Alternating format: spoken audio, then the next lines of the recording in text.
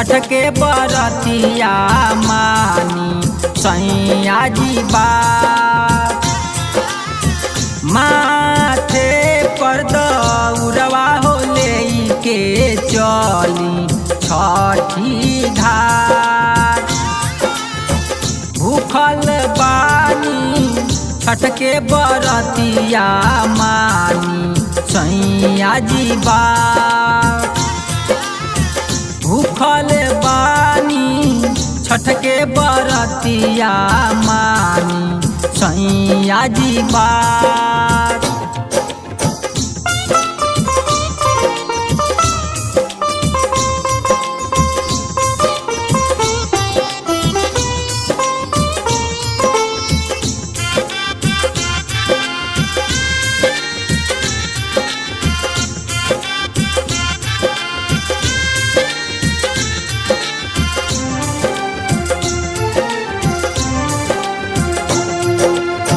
हाली से पेनी रौरा धोतिया पियरिया हमहू पहिरे लेहनी साड़ी जी।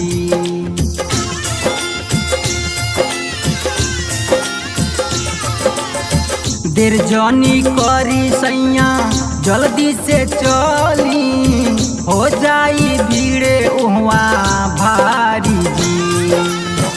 बरती जाके जोहते होई हैं छठी माई के बात। भूखल बानी छठ के बरतिया मानी सैया जी बात।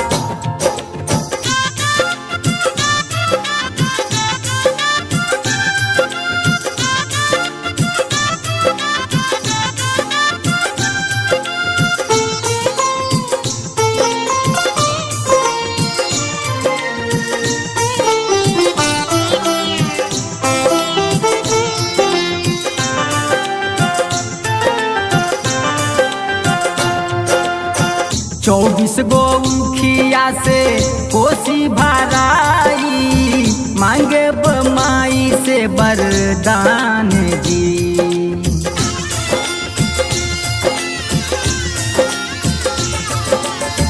गोदिया में दे दी हैं सुंदर लाला नवा पूरा होई आरामान जी।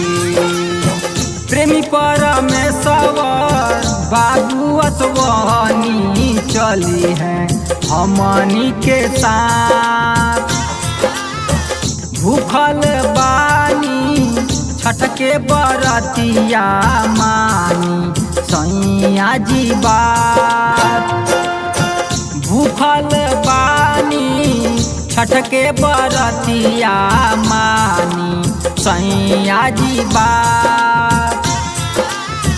माथे पर दौरवा हो लेके चली छठी घाट। भूखल बानी छठ के बरतिया मानी सैया जी बात। भूखल बानी छठ के बरतिया मानी सैया जी बात।